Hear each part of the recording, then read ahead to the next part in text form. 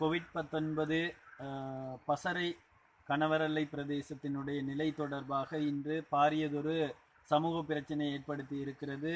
சமூக வலைத்தளங்களிலே கணவரலை தொடர்பாக எந்த விதமான செயற்பாடுகளையும் பசறை பிரதேச சபையினுடைய தமிழ் உறுப்பினர்களும் மேற்கொள்ளவில்லை என்ற அந்த குற்றச்சாட்டு இருக்கிறது. நான் அதனை முற்றுமுழுதாக மறுக்கிறேன். காரணம், எங்களுக்கு சில வரையறைகள் கொடுக்கப்பட்டிருக்கிற அந்த வரையறையின் கீழ் நாங்கள் செயற்பட்டு கொண்டிருக்கிறோம். எனினும் மக்களினுடைய பாதுகாப்பு, அவர்களுடைய நலனில் தொடர்ந்து நான் செயற்பட்டு கொண்டிருக்கிறேன். அந்த வகையில் நேற்றைய தினம் என்னுடைய 2 விதமான கடிதங்களை, ஒன்றை பசறை சுகாதார பரிசோதகர் காரியாலய பணிமனைக்கும், அதே போன்று பசறை எங்களுடைய பிரதேச செயலாளருக்கும் நான் கையெழுத்திருக்கிறேன். இந்த கடிதத்திலே நான் குறிப்பிட்டிருக்கக்கூடிய விடயங்களானது, எங்களுடைய மக்கள் இன்று கோவிட்-19 16 பேருக்கு மேற்பட்டவர்கள் நோயினால் பீடிக்கப்பட்டிருக்கிறார்கள். அதே போன்று 107 குடும்பங்கள் கணவரை பிரதேசத்திலே தனிமைப்படுத்தப்பட்டிருக்கிறது.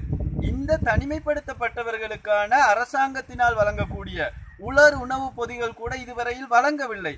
இது தொடர்பாக நான் அவர்களுடைய கவனத்துக்கு கொண்டு சென்றதோடு, அந்த பொதிகளை கொண்டு சேர்ப்பதற்கு அந்த இடத்திற்கு பயம் இருக்குமாயின் MOH, அதாவது பசறை சுகாதார பணிமனை காரியாலயம் என்னையும் பயன்படுத்திக் கொள்ளுமாறு நான் கேட்டிருக்கிறேன்.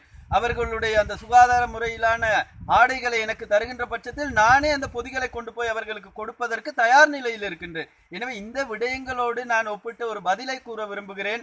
இந்த கோவிட்-19க்காக சுகாதார பணிமனை காரியாலயம் 100 விதமான செயற்பாடுகளை முன்னெடுத்துக் கொண்டிருக்கிறது.